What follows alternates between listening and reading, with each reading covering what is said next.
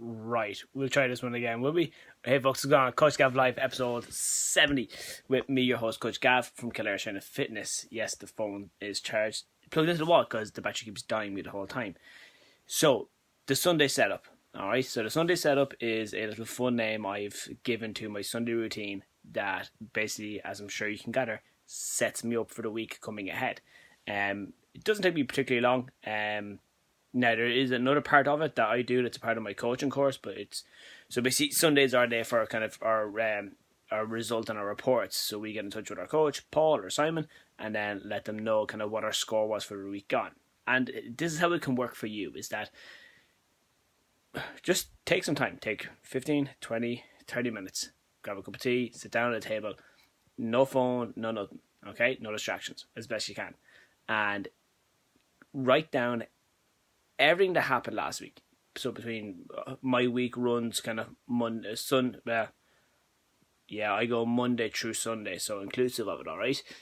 What worked? Okay? And then when you find out what worked for you, so what went well last week, how can you repeat that for the coming week? How can you make that happen again? Alright? What didn't work? Alright? And how you can minimize, limit, restrict that thing from happening for this week coming ahead. So that's the first two parts. What worked? How can I repeat it? What didn't work? Or what brought a negative result? And how can you limit it? Now notice we're talking about limiting something. We're not talking about avoiding it or eliminating it just yet. Alright?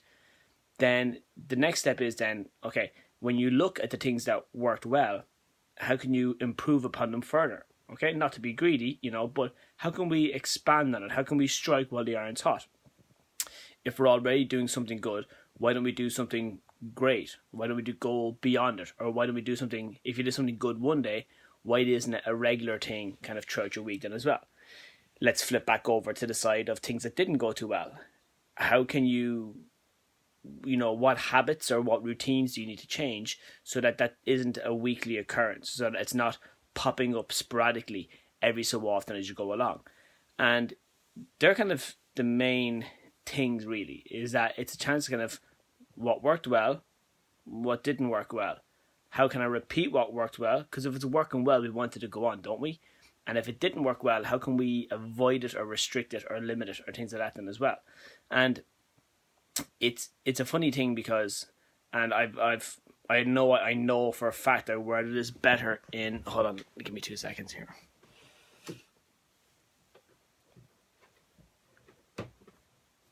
Come here, you bastard. Right, okay, so I actually typed this up better on the laptop early on. Oh, Jesus, Shane Finn is watching me live. Fuck, celebrity in the building. Finner, what's going on, dude? So, what we're talking about here is... So oftentimes, no one enjoys when bad things happen, all right? I think that's a given for most of us, right? So instead of kind of worrying about kind of, oh, well, this didn't go well or that didn't go well, learn from it. Learn from it so we can stop it from happening again. So I'm going to read what I posted in the blog and the email today for you. Where are we?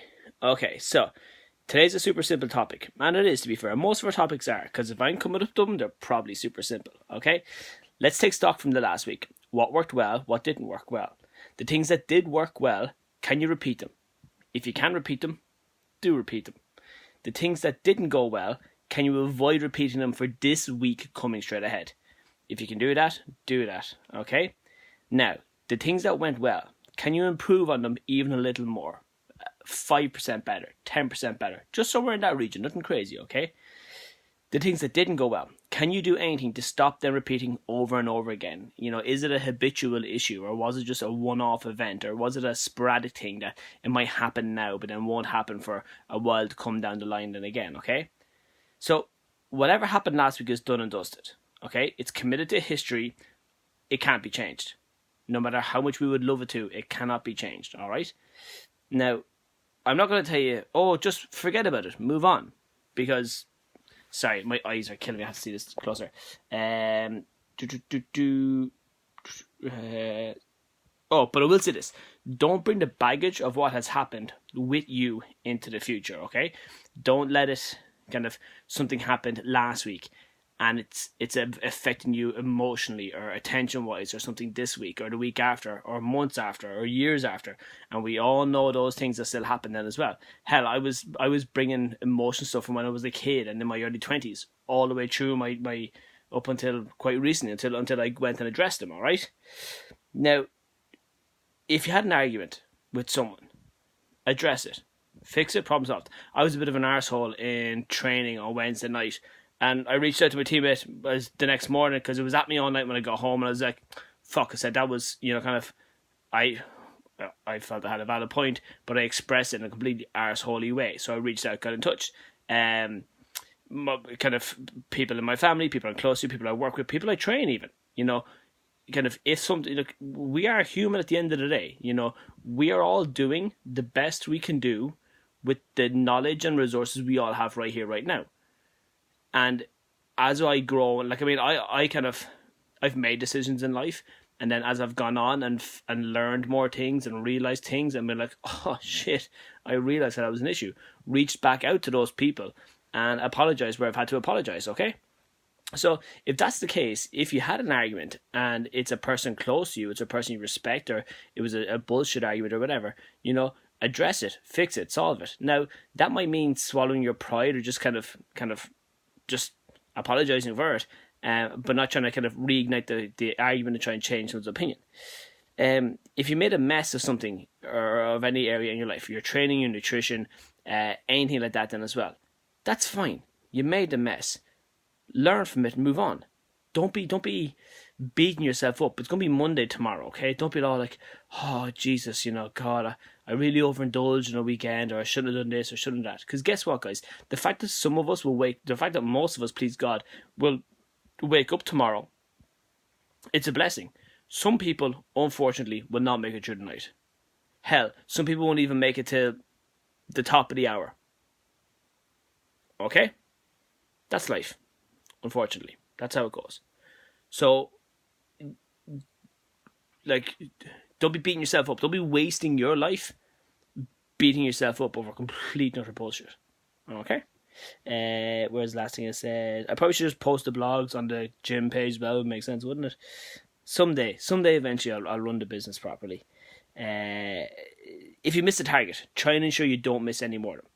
So, at the start of the week, in episode, I think 1 or 2 of this, we spoke about kind of cracks and craters, okay? So a crack being when something bad or something negative happens, and then the crater being is that when we avoid that issue and it expands. If I don't fail me now. Okay, we're back on. Super. God damn it. Okay, right, we're going to finish up soon. So, spoke about cracks early in the week and not keeping score, not keeping track is a really easy way for a crack to become a crater. So, a small problem to become a really big problem. Because if we're not keeping score, we're not keeping track, we can't monitor, we can't tweak, we can't change, we can't see what's working, we can't see what's not working, we can't see any good trends or any bad trends. So, that's when people gain a little bit of weight and they don't realize it, and then they keep repeating those issues, and a little weight becomes a lot of weight, and they go, oh, it just crept up on me, okay? But if you were tracking it, you'd see the trend, and then you can adjust the trend as you go on then as well. So, and then what happens then when we don't keep score, things start to slip, and they start to pile up. And then when things start to slip and pile up in life, we start to feel fear. We get that anxiousness, just really here on the chest. It's a horrible feeling. And then when we feel fear, we panic. And then when we panic, we don't take any action. Okay? There's no proaction, there's no reaction, there's no action at all. And then when there's no action, things don't change.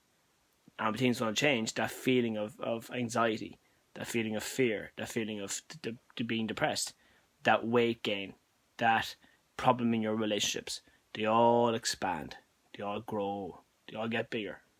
And then when they get bigger, they become a harder issue to tackle, a harder issue to take on. And then you feel more fear because you're like, oh my God, well, I don't want this. I wanted to change. But it's such a big issue now that I'm afraid of it. Okay?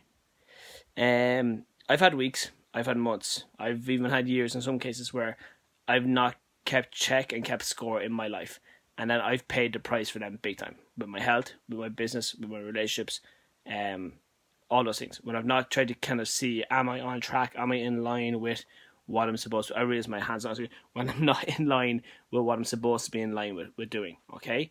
And then, funnily enough, when I have been keeping score, when I have been monitoring, seeing what's going on, I've been able to adjust accordingly. Are you keeping score? What in your life do you need to keep scoring? Do you need a hand keeping score? Let me know. See you tomorrow.